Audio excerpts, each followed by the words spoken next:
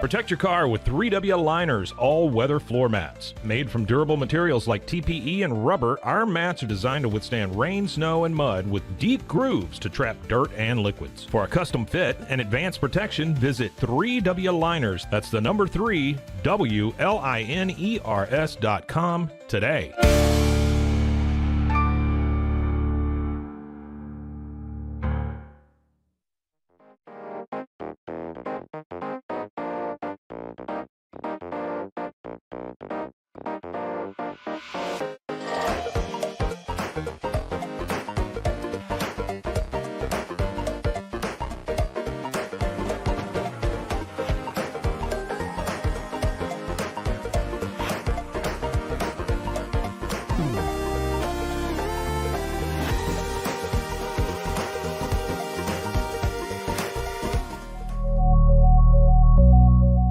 Decisive, innovation drives us. Since 2008, we've been creating cutting-edge technology products that make your life easier. With a focus on performance, design, and customer service, we're here to help you work smarter, not harder. Join us on our journey to simplify your world. Visit acasis.com today. That's ACASIS.com today.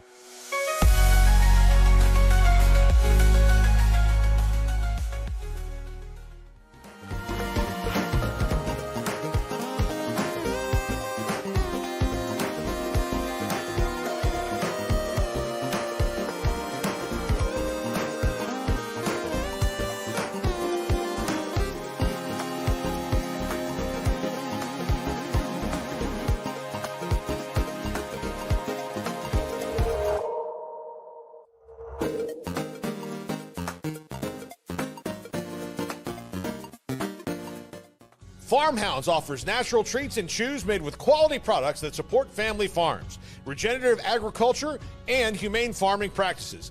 Give your dog the best with wholesome, organic ingredients that promote health and happiness. Shop now at farmhounds.com.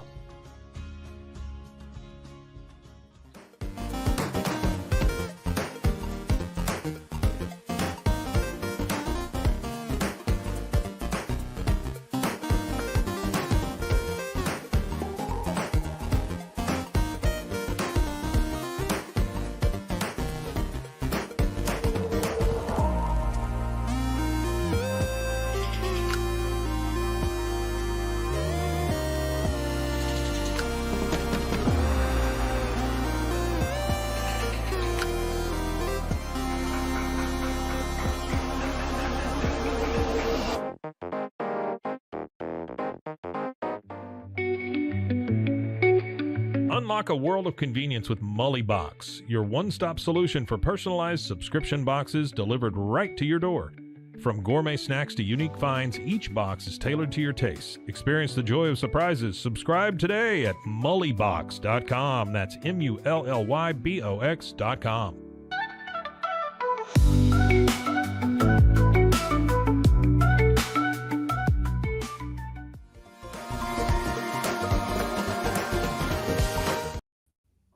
Well, it is the Cam Show on Rogue Media Sports Network. Premature, but hey, I'm used to that. It is Cam Stewart. Zach Burke keeps us on the air. We are here live on YouTube, just as we are 5 days a week, high noon Eastern time, and then available wherever you get your podcasts as well. Talking Boston sports today, we are, of course, previewing the big-time second-round matchup between the Celtics and the Knicks, and why this is even more important than these two teams. It's giant for the entire conference for the next 5 years. It's the most intriguing matchup in the playoffs so far, and probably will be for the entire postseason. We're going to tell you why. Plus, Patriots Hall of Fame. Julian Edelman, of course he should be in.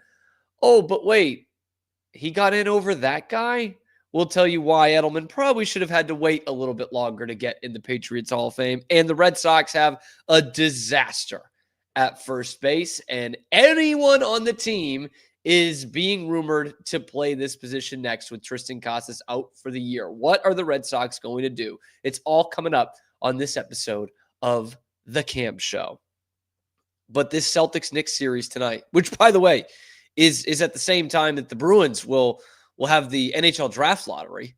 I should have some mention of that later on in the show. And their hopes to get in the top 5. They didn't do themselves any favors that last game of the regular season, but we'll see how that goes. We'll preview that tonight, and then over the next couple of days, we'll look at who could be available for them in the NHL draft at the end of June, who they could be picking inside the top 5. But we start with the NBA playoffs.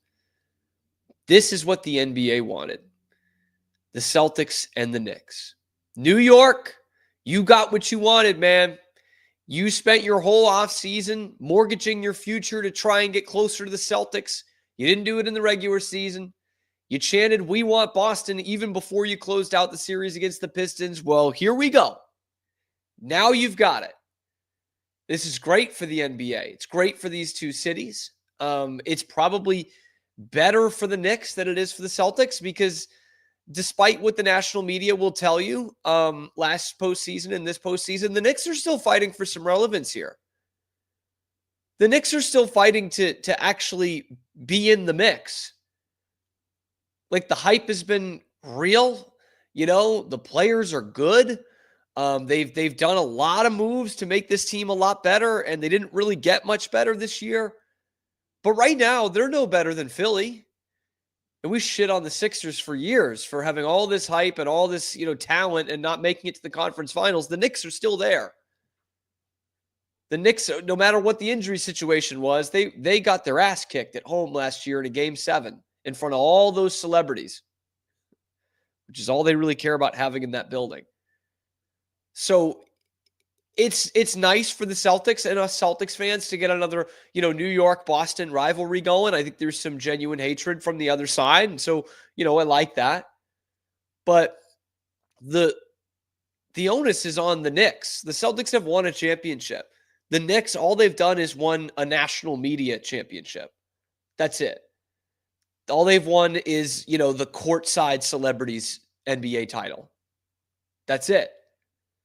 They haven't come anywhere close to the actual championship. And the team that they've been chasing is, of course, the Boston Celtics. And for all the moves they made and mortgaging, 4 or 5 first-round picks, trading star players in order to get Mikal Bridges and Karl Anthony Towns in the door, it's still getting you to be an underdog in the second round.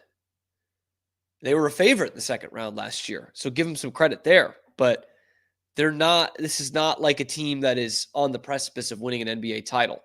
Now, the thing that makes this series, I think, so great is not only the intrigue of the fan bases here and the passion in these two cities, but also I think this has a huge effect on the next 5 years of the Eastern Conference in the NBA. Right? The Knicks have put a lot of eggs, all their eggs, into the basket of really the next 2-3 seasons. The Celtics are potentially at the end of a window here. All we've heard the last week or so is how, they're going to have to trade some pieces off at the end of the season. And this does feel like a last dance kind of scenario with this particular team. They are going to have to cut some bait. They're probably going to have to let go of someone like a Kristaps Porzingis, someone like a Drew Holiday in order to keep the Jays together. And I think you would be really stupid to not keep them together. I know, obviously Jalen Brown's going to have the best trade value of any of these guys, but I think you would be silly to get rid of one of those guys. And that guy would be Jalen Brown to move forward. So this could be the only time we get this kind of matchup is what I'm trying to say. We got Boston and Philly for years in kind of the same plane. Right now, we have two teams that feel like they can win an NBA title with the Knicks and the Celtics. Celtics have, of course, already proven it. And right now, they're at their best. The best part about the buildup of this series, the injury report for the Knicks, totally clean. The injury report for the Celtics for the first time this postseason, totally clean. Drew Holiday, back. Kristaps Porzingis, healthy. Jaylen Brown, definitely healthy. this has the feeling of like a Coliseum kind of battle, right? Like these were the two teams. Cleveland was good last year, but obviously kind of came out of nowhere to be the number 1 seed this year. These were the two teams you were betting on in the East. It's not the conference finals, but here they are. 2 Gardens, couple of superstars, Boston, New York, no love lost there. This is perfect for the NBA. Perfect. And of course, we're going to hear ESPN and the like just fillet the Knicks all week. Although Stephen A says he'd be proud if the Knicks pushed this to 6 games. And I gotta say that's probably a good place to be living, that take. Right? I just don't know. The Celtics crushed them in 4 games this year, 4-0 against the Knicks. I know that doesn't really matter when it comes into the postseason, but I think what does matter is how much better the Celtics were overall than the Knicks in the regular season. They were comfortably in second place over the third place Knicks, and both teams being healthy, there's a lot that needs to go right for New York to push this series to 6 or 7 games. A lot needs to go right. They can. I mean, nobody's pushed the Celtics to 6 games in 2 postseasons here. So a lot would need to go right. And I think when both teams are at full strength, which they are going into this series, it's no contest. In fact, if the Celtics stay healthy throughout this series, they could sweep them. Just like they did in the regular season when they were averaging, over 120 points a game. This Knicks team is not the same defensive team that you faced in Orlando when you got done with them pretty quickly, right? But you averaged 125 points a game against them this year. That's not something we should be saying about a Tom Thibodeau team. You want to talk about a last dance? This could well be it for Tibbs, who was once the most promising young coach in the NBA after being an assistant with the world champion Boston Celtics in 2008. 125 points a game against you, 21 threes in a game in the season series against you. They shot 44% from 3 against the Knicks this year. And to go on top of that, the guy who has been the stallion for the Celtics all season, that might be close to finally getting his due after a great first round series, Jason Tatum, 34 points a game against the Knicks in the 4 regular season matchups. They don't have anybody who can guard him. And I said it on this show after they made the Cat trade. I said, look, this does make sense. I understand this. And in the NBA, you can never discount adding another superstar, top 15 player in the league, top 20 player in the league. You can't discount that when you already have a top 10 guy in Jalen Brunson. But like the Bucks did in their trade for Dame Lillard and getting rid of Drew Holiday, you sacrificed a huge part of your identity on the defensive end. And for the Bucks 2 years later, they're going to have to blow it up, and they're probably saying goodbye to Giannis. The Knicks obviously aren't really close to that yet, but you're now no longer the hard-nosed defensive team that is going to beat you on the defensive end and beat you at the foul line. You're not that anymore. You got to take that away. You add a top 20 player, but that's a big part of your identity, a big part of the identity of your coach gone and down the drain. And we saw it with the Magic. They could D up. They could play really physical, but they didn't have the guns to keep up with the Celtics. And I think you saw a dogfight in a lot of those games, especially the ones in Orlando. The Knicks, it's kind of the opposite. If they have a good night offensively, they can absolutely keep up with the Celtics. But they're not going to stop them. And that's the problem. They're not going to stop them. And Tatum, again, 34 points a game against them this year, has more assists than rebounds against them this year. So it's all been going through Tatum, who's been an excellent rebounder this season. And to go off that point of maybe he's finally getting his due, we're talking about, I know it's only the first round, and coming off a championship season last year, like we're talking about one of the great postseason runs that any Celtic has ever had, just statistically, the last year plus with Jason Tatum. To lead your team in points, rebounds, assists through an entire NBA playoff run. He was the first guy ever in the history of the NBA to do that and not win the finals MVP, which everyone's going to say he needs to win before we have any kind of respect for him. And then all he does to open up the next season, the next postseason in the first round is go for 35 plus in 3 straight games in the playoffs. The only other Celtic to ever do that is Larry Bird. So we really are talking about one of the most gifted players in franchise history. In fact, Bob Ryan was on with Simmons over the weekend and was saying that exact thing. Like, you know, he's not Larry Bird, but this is the most skilled player I think the Celtics have ever had. And he's cooking. Nobody's paying attention because Anthony Edwards just knocked out Luka and LeBron. And Nikola Jokic played in this great 7-game series. And you know, Donovan Mitchell was fantastic in round 1. And now we're going to be talking about Tyrese Halliburton with the Pacers shock win in game 1 over Cleveland. And we're just not talking about Jason Tatum. In fact, the only thing we've talked about Jason Tatum with as a media, loosely throwing myself in there, I don't know if I should, is that he's soft, that he's not tough, and that his coach is calling him out when he's writhing in pain on the floor. And that's local, by the way. The people in the local media aren't talking about, the Boston media are not talking about this great run that Jason Tatum is on right now. I still don't really understand why. But the only thing we've talked about with Jason Tatum over the last 2 years is not a superstar at a very young age getting his due and taking a team, leading a team to a championship in one of the best seasons in NBA history. Instead, the 2 things that we've talked about are he's soft superstar, don't know where that comes from, don't know how we got there, and didn't win the finals MVP.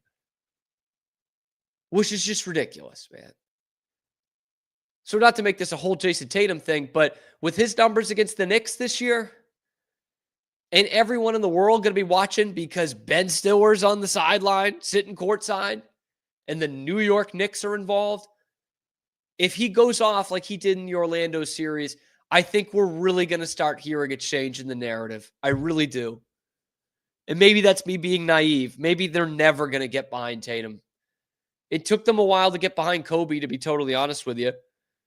And the media was behind LeBron, but he was meme-ified for a long time before memes were even really a thing. But if he goes off as a defending NBA champion, and this would get him back to the conference finals, if he goes off against the Knicks, I think you've got to start hearing that respect from everybody. Because he is a top 5 player in this league. He's not treated like it. So that's all the shit that can happen in a Celtics-Knicks series.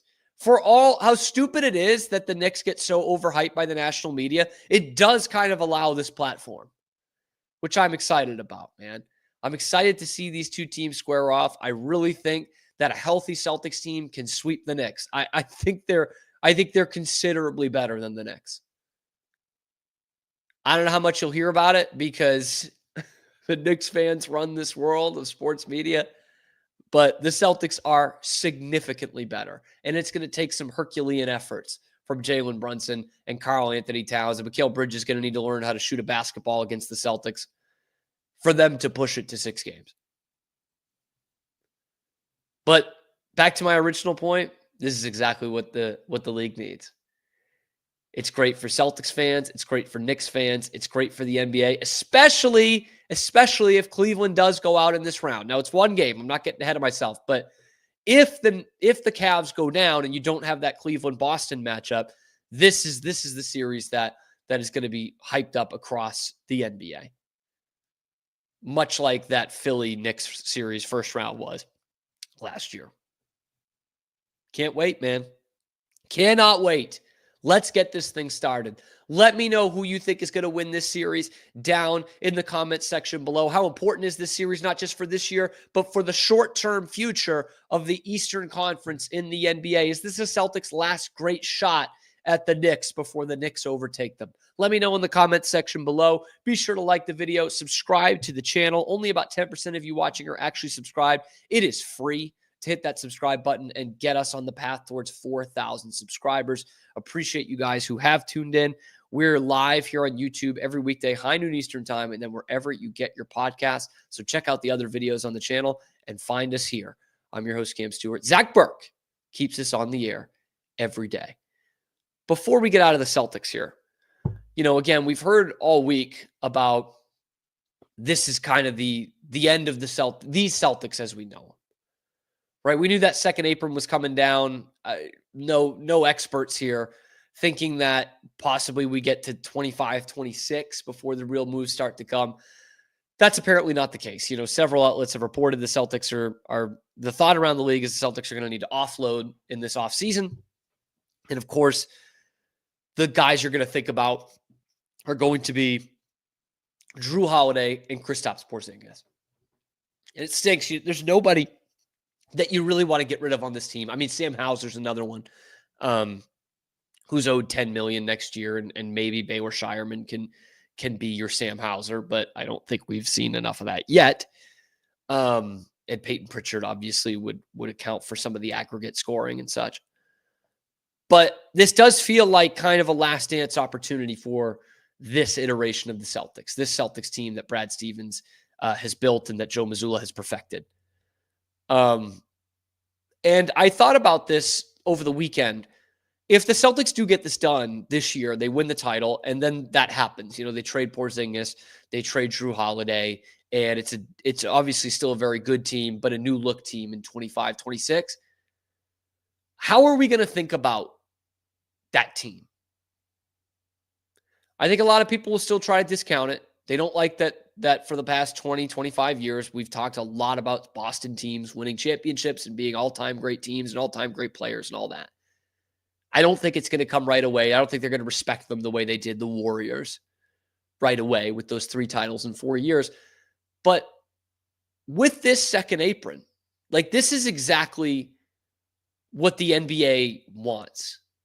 They want a team that's the best team in the league for 2 or 3 years, wins a championship, possibly 2, and then has to break it up. That's what the second apron is here for. They don't want another Warriors.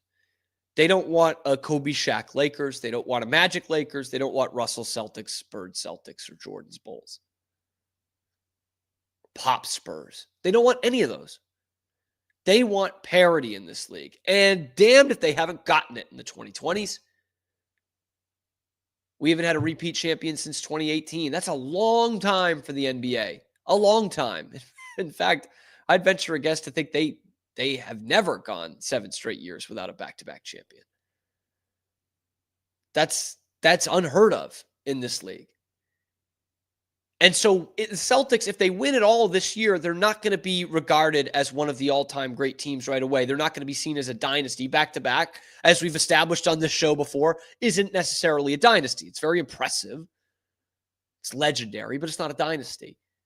But I think 10 years from now, if that is the case, they just win those 2 titles back-to-back. They don't do 3 out of 4. They do 3 out of 5, nothing like that. I think you'd look back and say, that's as close to a dynasty as we're going to get again. Back-to-back feels like 3 in a row, like the Lakers had in the early 2000s. It feels like the Warriors winning 3 out of 4. I know, they went to the finals in 22 as well. The Celtics did. I just think with this second apron, we are going to look back on this Celtics team with even more respect if they win the second in a row, right? Because that will just go to show that that's what this league is now. And it's going to be a lot on Bill Chisholm's plate, man. Come in, owner, day one, especially if you've just won back-to-back. Okay, Wick held up the trophy, but you're on your own here. Go and figure it out. Who's the guy you want to cut out of this thing? Kristaps Porzingis, the mismatch nightmare who single-handedly won you a finals game in 2024. Jrue Holiday, the glue of this team. The guy who took them to a championship level, who made all the correct plays. All this intangible stuff. How are you going to replace that guy? Go ahead, Bill. Figure it out. Or Derek White, most underrated player in the NBA. You want to get rid of him? I don't think so. You're not gonna get where you need to be under the apron by letting go of Sam Hauser and Nemish Queta and I don't know, Xavier Tillman. It's not going to work like that. You're going to have to make some real moves and get rid of some starters, some core guys. and trust in Brad to find the pieces. And he might have already found them. Maybe the piece is Peyton Pritchard playing more minutes. Maybe the piece is getting more out of whatever, Luke Cornett. And maybe you get another shooter off the bench who can make up for Kristaps's, 3-point shooting ability. I don't know what it is, but Brad Stevens has built this team. He did it very smartly, very expertly. I would trust this guy to do a retool and get some other big-time role players in here. The thing that I can't have, and I've heard some people suggest this already, the thing that I can't have when the Celtics go over the second apron is trading Jalen Brown. Can't have it. The conventional wisdom with that is, hey, you've got to trade somebody. There's nobody that you really want to trade off this championship team, but the one with the most trade value far and away is Jalen Brown. So why don't you see what you can get for Jalen Brown, get that draft capital in the future, and this, that, and the other. I understand it conceptually. I definitely understand why that would be your line of thinking. And it's probably going to get more for, oft-injured Kristaps Porzingis and 36-year-old, soon-to-be oft-injured Drew Holiday. You're going to get more for Jalen Brown. You're going to get a big-time haul for Jalen Brown. And maybe even a max-level guy. But you look at the history of NBA champions.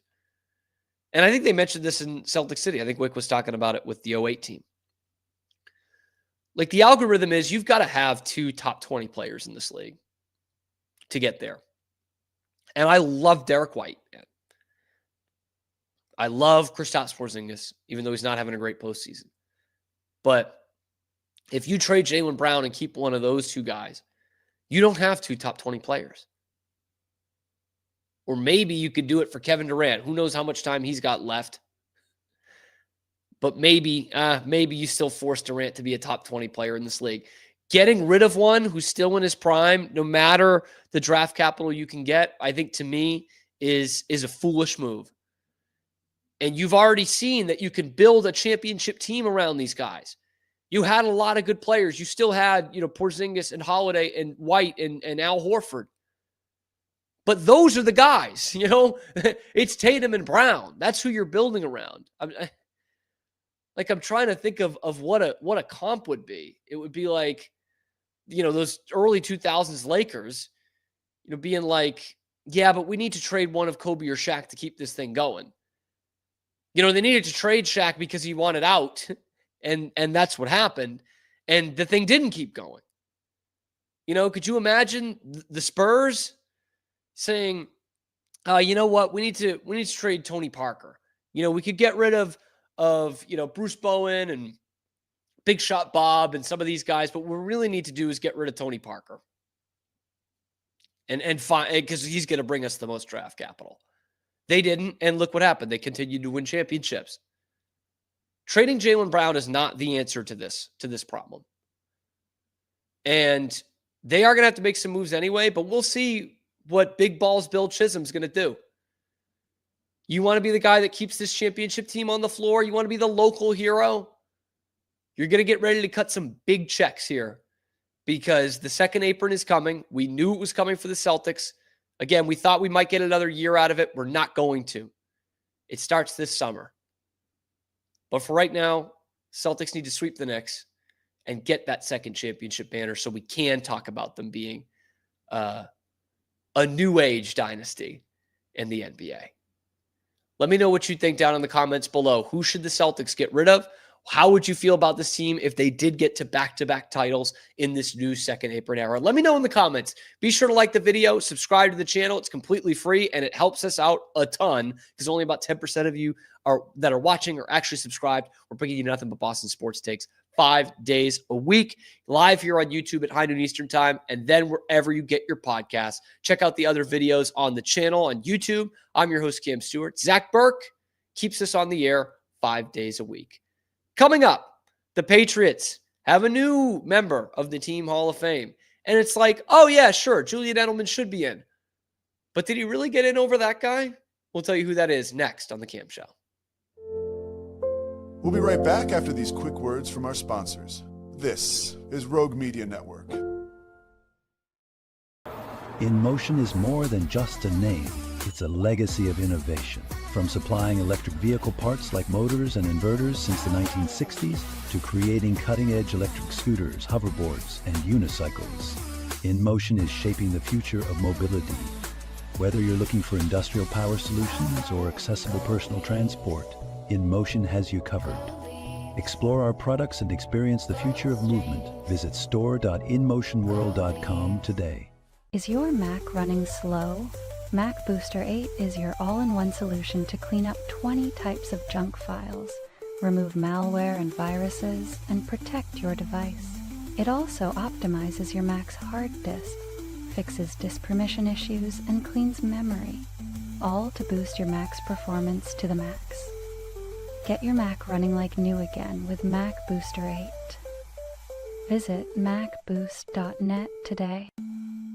Finding a sleep sack that my baby likes has been a struggle. The sleep sack from Joy is a major upgrade. It's all natural eucalyptus, which is breathable and hypoallergenic, which is really great for your baby's sensitive skin.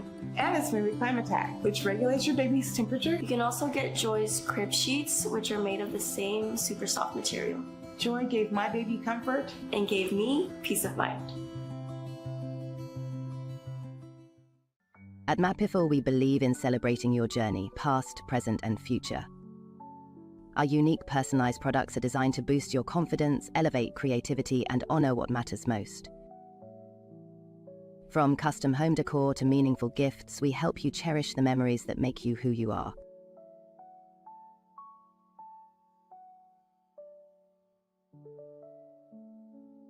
Visit mapiful.com and start celebrating your story today.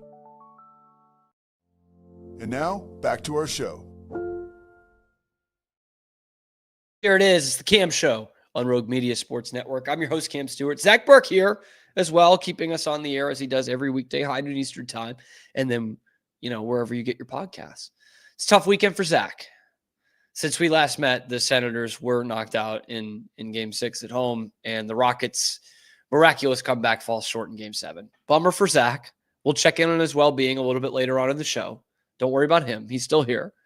But we talked about the Celtics in the first segment, this matchup with the Knicks, of course, what it means for the short-term, long-term future of those teams. And the second apron coming up on the Celtics, pretty big here in this offseason. Now let's talk about Patriots. No, not the draft, not Drake May and his thoughts on Stephon Diggs, although we will have some thoughts on that this week. But the Patriots announced another team Hall of Famer after giving the honor to Bill Parcells last month, which was great. I thought that was awesome for the team to finally bury that hatchet and do it. And this year, for the player induction, they're going with Super Bowl MVP Julian Edelman. And I saw that graphic and I thought, yeah, perfect. Julian Edelman deserves to be a Patriots Hall of Famer. This is great. Obviously, fan favorite, great player in his time in New England, not a Pro Football Hall of Famer. Not one of the all-time greats in the annals of the NFL, but a huge piece of a Patriots dynasty team.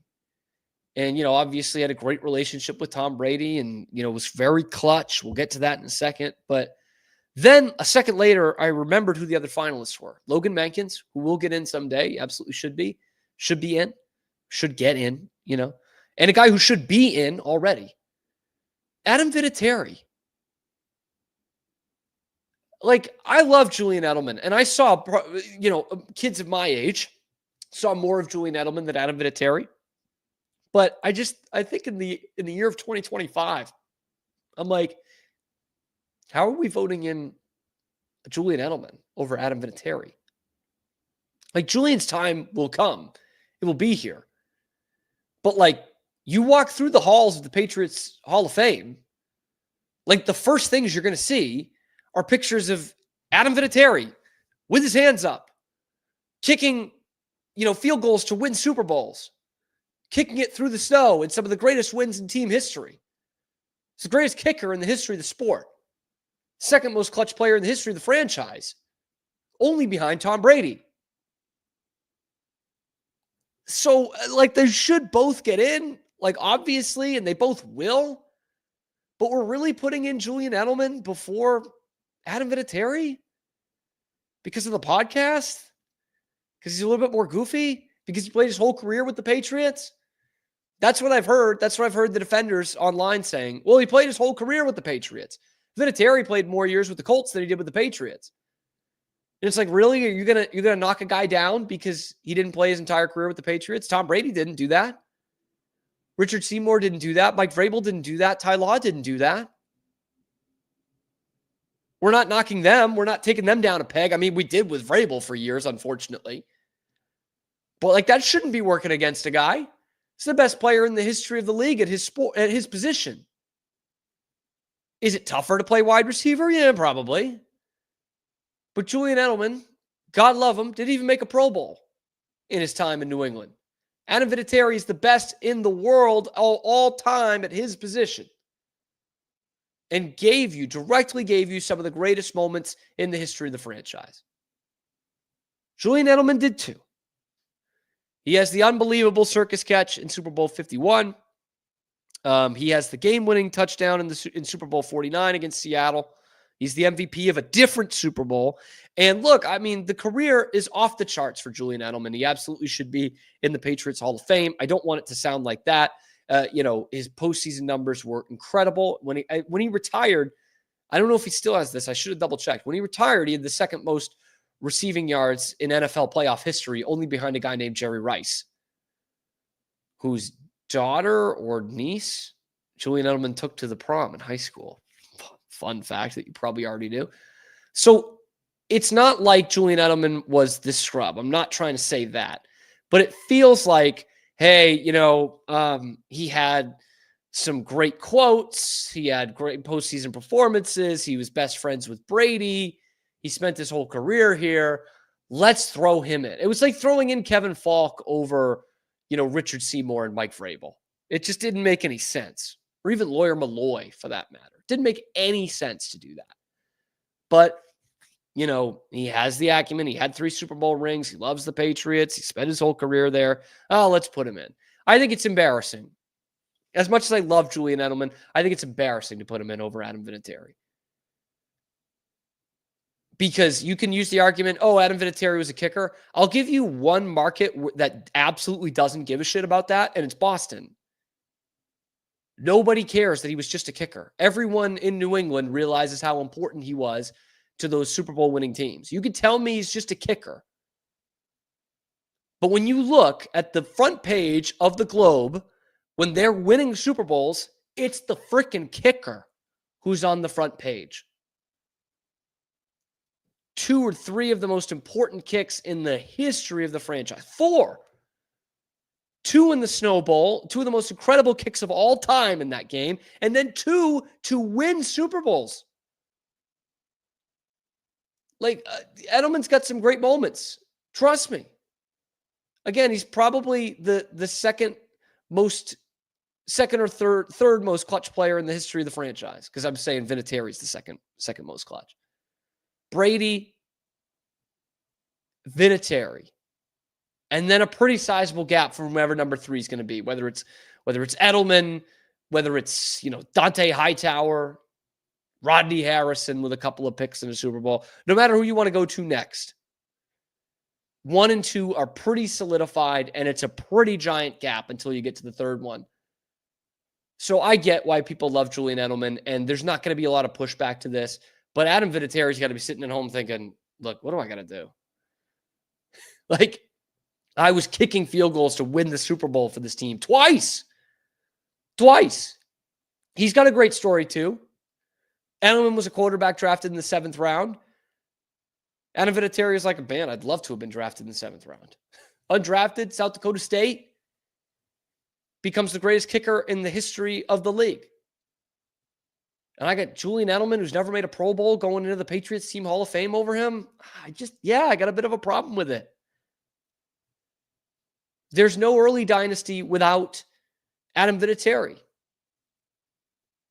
And if you had kept Wes Welker and Danny Amendola all those years, you might still have the dynasty.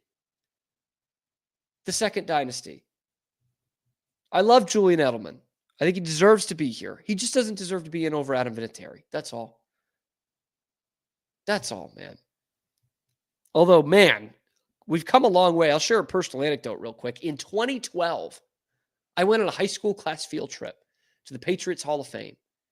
And we did this thing where they filmed a TV show in there, like an all access kind of TV show. And they would bring a player in to ask trivia questions. I was the trivia guy. I got to do it, which was really cool. And I got 4 out of 5. And the one that I got wrong, the answer was Adam Vinatieri. Fun fact. But they bring in like a scrub player. Like they weren't bringing in Brady to ask these questions. Gronk.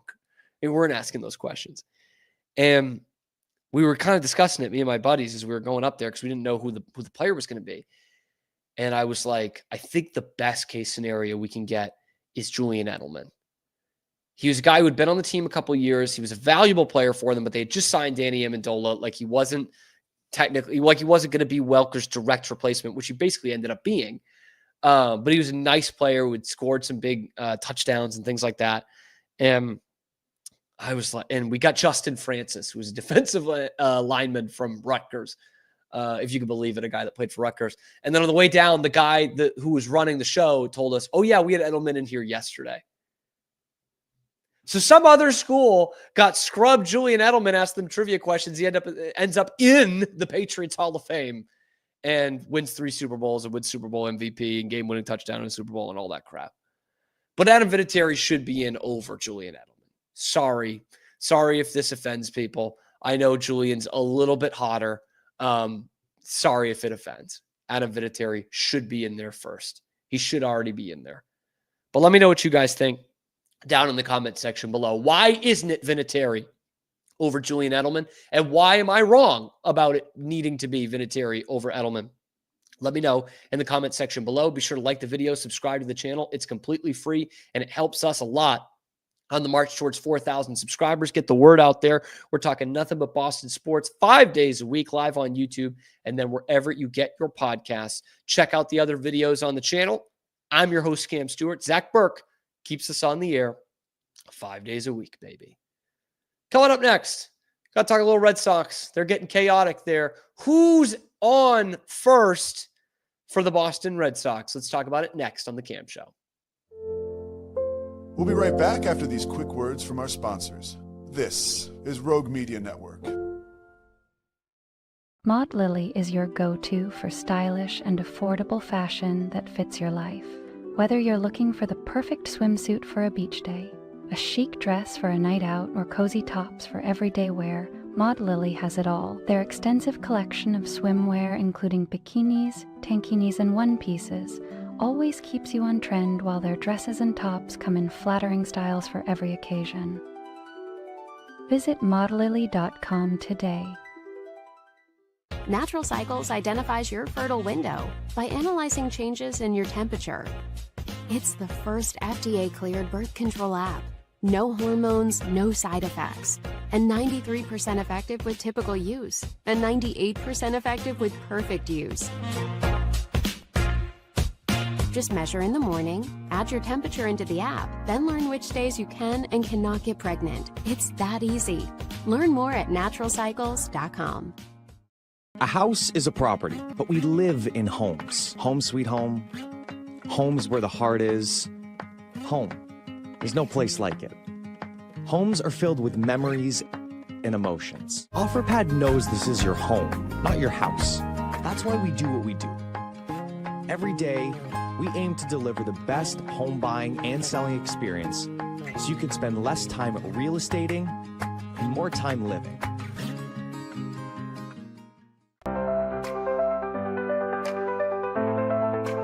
Get paid faster with Bill, the easiest way to send, receive, and manage your payments. No more delays, no more hassle. Whether you're a freelancer or a business, Bill makes payments seamless and secure, simple, fast, and reliable. Sign up today at Bill.com.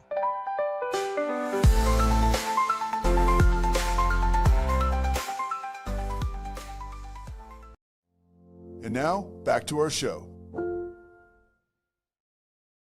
Back to the show, which is called The Cam Show on Rogue Media Sports Network. I'm your host, Cam Stewart. Zach Burke keeping us on the air as he does 5 days a week, live on YouTube, and then wherever you get your podcast, man. You're not going to want to miss it. We're going to be so into this Celtics-Knicks series. I love shitting on the Knicks, man. I just love this sense of entitlement that the Knicks have. Like, you think the Cowboys have a sense of entitlement? At least they have won 5 Super Bowls. It's been a long time.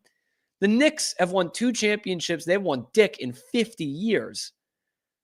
And last year, you would have thought, like, if you were just like a foreigner who came over and didn't know much about the NBA or basketball, you'd be like, my God, the Knicks are going to roll through this postseason. I'm watching SportsCenter every day. I'm watching ESPN every day. And all I hear about is the Knicks, baby.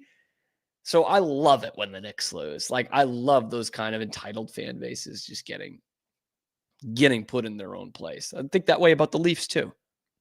I don't care if the Leafs ever win again, but they're on to the second round. Anyway, we talked about the Celtics, talked about the Patriots Hall of Fame. Now it's time to talk Red Sox. Once again, I'm asking, what in the world is wrong with the Red Sox? How are we sitting here with that offseason that the Red Sox had, the hype they had going into this season, the offense they showed in the first couple of weeks? How are they here at 18-18, well more than a month into the season? How have they gotten to pure mid once again? This bullpen is hot garbage. We knew it was going to be coming into the season. They fooled us for 2 weeks. They have not since then. They are last in the league in one-run games, most one-run losses in the entire league. And sometimes it's not indicative of a bad bullpen. In this case, it is. They keep blowing it. They're up 6-0 in the 6th inning the other day against Toronto. They blow another one yesterday against Minnesota. I mean, they're absolutely hapless in the bullpen. And one of the big problems they've had offensively this year was Tristan Casas was a huge hole in the cleanup spot. He ended up moving down the lineup, and now he will be moving way down the lineup, as in out for the rest of the season. Torn patella tendon on Friday. Looked awful at first. It is awful. And who knows, man, this could be the last we ever see of Tristan Casas in a Red Sox uniform. The guy had a bunch of trade value anyway. He was one of the few young guys they hadn't extended yet. He and Abreu, they haven't extended Abreu. And now the writing's not looking very good. He's going to be out a whole season after being out a good majority, over 100 games he missed last year. And the Red Sox are now, we're out of spinning wheels time. You made these moves in the offseason. It's May. You have some trade chips. You've got to find someone to play first base, whether they're on your roster right now or not. Tom Verducci wrote about it, and I just think he put it really well as someone who doesn't cover the team, but rather the league. He said, think of Breslow's challenge as a puzzle that needs to be solved. With Casas out, the Red Sox are looking at giving too many at-bats to players proven to be decent utility players, but not frontline players on a contending team. Abraham Toro, 285 OBP, 80 APS plus in his career, 20% worse than the league average hitter. Romy Gonzalez, 86 OPS plus. Cedar Rafaela, 80 OPS plus. And David Hamilton, 81 OPS plus. So already not off to a great start. Last year, Boston responded to an injury to Casas with no urgency. It gave 114 games at first base to Dom Smith, Garrett Cooper, Bobby Dahlbeck, and Romy Gonzalez. Those 4 stand-ins hit .236 with 7 home runs. Dom Smith's hitting 200 in the minors right now. Garrett Cooper can't really get a strong major league contract. And Bobby Dahlbeck just got cut by the worst team in modern baseball history. DFA'd by the White Sox yesterday. And Romy Gonzalez is still here.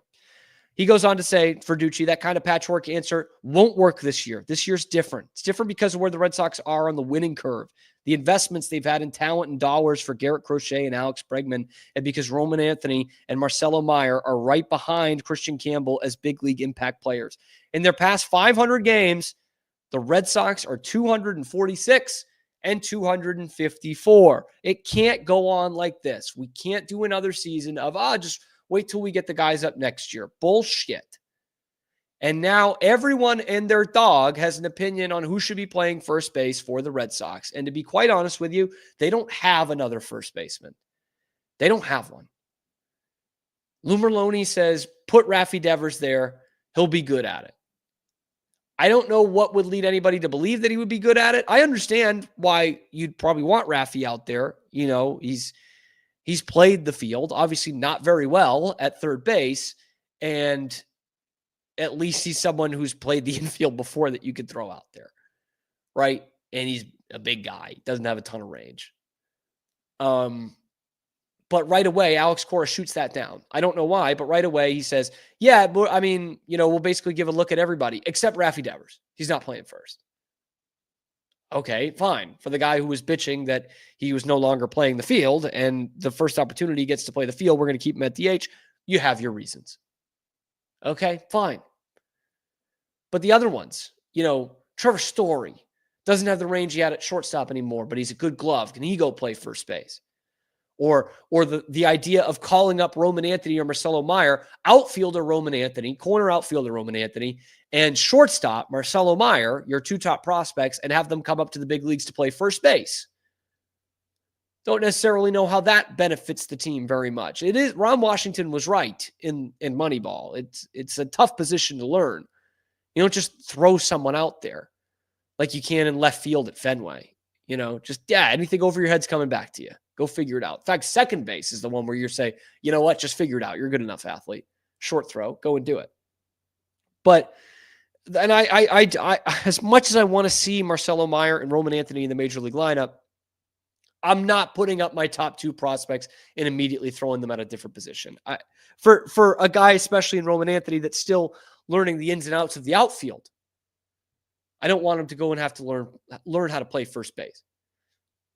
So the two guys that I look at, first is Vaughn Grissom. You know, he's played the middle infield before. He came up as a second baseman. He's played a couple of games at first for Worcester this year. He didn't make the team out of camp, even though he was, you know, kind of off and on in camp. He's still, you know, from the Chris Sale trade. So I know there's some pressure on that front office to think that you get something out of him. You know, he's 24, so still young, you know, probably a little too old to be a quadruple A guy, but still young enough. You know, he's getting on base in Worcester. He's got a 350 OBP. OPS leaves a little bit to be desired. It's under 800 in AAA, and you don't necessarily want that for your first baseman at the major league level. But he's played 4 games at first base already this year in the first month of the season. He worked out a little bit at first base in camp. To me, I'd rather give him a shot than seeing Romy Gonzalez there every day. And maybe you can platoon him, but I'd rather give Vaughn Grissom a shot here. He showed some promise in the Atlanta system. I know they were willing to part ways with him for an oft-injured starting pitcher who then goes on and wins the Cy Young Award. But I'm willing to give Vaughn Grissom a shot here. If there's any more potential left, we've got to find it now. This is the kind of break glass in case of emergency kind of scenario. The other guy, which is going to contradict some of the things I just said about the prospects, but the other guy I could see at first base and wouldn't mind, if you're going to be in a mentality of, hey, let's give it a shot, I wouldn't mind seeing Christian Campbell try first. He's a damn good infielder, really good second baseman. He's been switched to center field quite a bit, which he's not nearly as good at, but clearly they're trying to get him to learn the outfield a little bit, maybe a la Mookie Betts when he came up and became an outfielder pretty much right away. He came up as a middle infielder, came up as a second baseman. He's very good athletically, has great instincts. That's what everyone's talked about in the field, at the plate, just terrific, off the charts, A+ baseball instincts.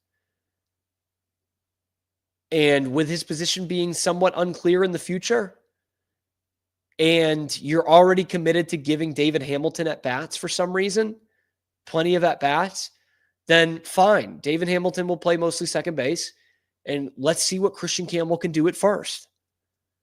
He's athletically gifted. He's got great baseball instincts, and you want to keep his bat in the lineup no matter what. And he's not very good at center field yet. This is where the team needs you. I could see it happening. I don't want to rush a guy to the major leagues that's maybe not even necessarily ready for the majors like Anthony or Meyer, as evidenced by the fact they haven't been called up yet, and instantly put them in a new position. You put Christian Campbell in a new position at the big league level in the first month of the season, he's fine in center. He's fine. If he could be fine at first base And then you have the flexibility there to then call up Roman Anthony, by the way. If you're not going to go with Von Grissom, you put Campbell at first. And then you have that flexibility to call up Roman Anthony, put him in left, put Durant in center, and make Sedan your fourth outfielder, super utility guy, which is what he's going to be down the line for you anyway. The kid cannot lay off pitches. Then I say let's try it. I think there's not many guys you trust out there more in any position than Christian Campbell right now, which seems a little wild for a kid that young and this early into his career. But I say let's try it. If it's not going to be Von Grissom, if you don't want to cross that bridge, you don't want to call him up, and you just don't trust him with the major league at-bats, then let's put in someone there who you do trust with major league at-bats. Christian Campbell's one guy you do. Apparently you trust David Hamilton and Sedan Rafaela with major league at-bats. This is a way to get all three of them in there. And hopefully not lose a ton at first base. But you got to figure out something. We're not doing this Abraham Toro, Romy Gonzalez shit all year. In fact, I don't think we should do it I don't think we should get another couple of days of that. No, sir. Don't think so. Anyway, let me know who you guys think should be the next Red Sox first baseman. Let's hear it down in the comment section below. Be sure to like and subscribe here on YouTube. It helps out the channel a ton, and it's totally free to hit that subscribe button, and you'll get notified whenever we're dropping videos. We're live on YouTube every weekday, high noon Eastern time, and then we're available wherever you get your podcasts. So check out the other videos on the channel to see what we've got going on in this community and talking Boston sports all the time. I'm your host, Cam Stewart. Zach Burke keeps us on the air 5 days a week. We will see you tomorrow on a little ditty that we like to call The Cam Show.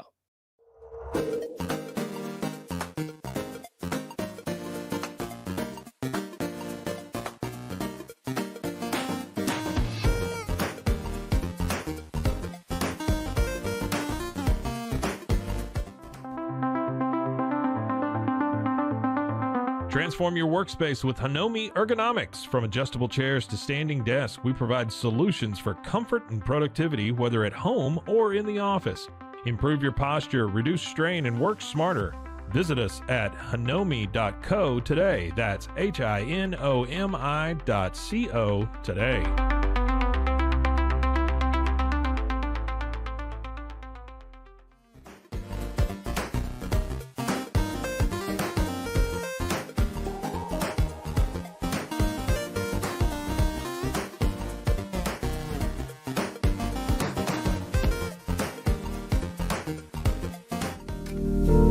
Experience the future of secure private cloud storage with Internex. Protect your files with end-to-end encryption, ensuring your data stays private and accessible only to you. Enjoy seamless, fast storage without compromising security. Visit Internex.com today and take control of your digital life. That's INTERNXT.com today.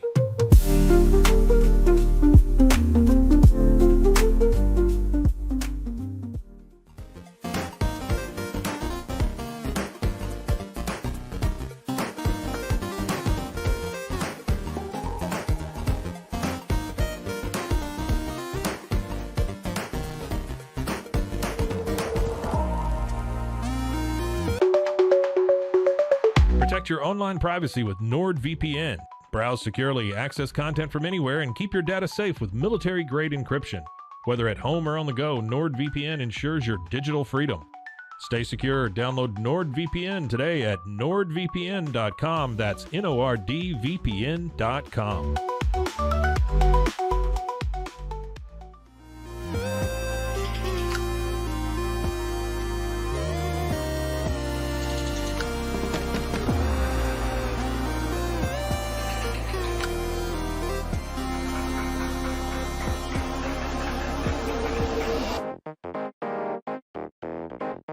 Tusains, we understand that maintaining a healthy lifestyle can be challenging, especially in today's fast-paced world. That's why our mission is to make fitness accessible to everyone, anywhere. Committed to excellence, we adopt a user-centric approach guided by ergonomics and medical science. With a team of seasoned professionals in R&D, design, and manufacturing, we prioritize quality across our entire product line. Visit Tusains.com today and start your journey to better health. That's TOUSAINS.com.